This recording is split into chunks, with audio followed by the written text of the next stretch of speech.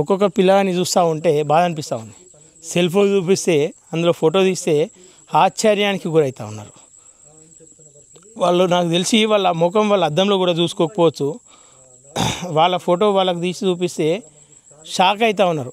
ఇట్లాంటి ఫోటోలు ఇవన్నీ తీసే ప్రయత్నం చేసినాం, ఇది ఎవరు తెలుసా అని చెప్పేసి అంటే ఒకరికొకరు ఆశ్చర్యపోతూ ఉన్నారు, ఎవరు వీళ్ళు అని చెప్పేసి. అంటే ఇంత అధోగతి పరిస్థితి ఈ ప్రాంతానికి. వీళ్ళని మావోయిస్టులు అడ్డుకున్నారా, కేంద్రం అడ్డుకుందా, ఇంకెవరు అడ్డుకున్నారా అన్నది కాదు. ఖచ్చితంగా ఈ సమాజంతో వీళ్ళు కలిసిపోవాలని చెప్పేసి మనస్ఫూర్తిగా కోరుకుంటా ఉన్నా. వైద్యము విద్య వీళ్ళకు అందుబాటులో ఉండాలి. అంటే వీళ్ళని తీసుకొచ్చి ఏదో ఇక్కడ నుండి షిఫ్ట్ చేసి ఏదో ఒక ప్రాంతంలో డబుల్ బెడ్రూమ్లు ఇచ్చి ఇంత స్థలాన్ని కేటాయించి ఈ అడవి ఖాళీ చేపించి ఈ అడవిని దోచుకోవడం కాదు ప్రభుత్వం చేయాల్సింది.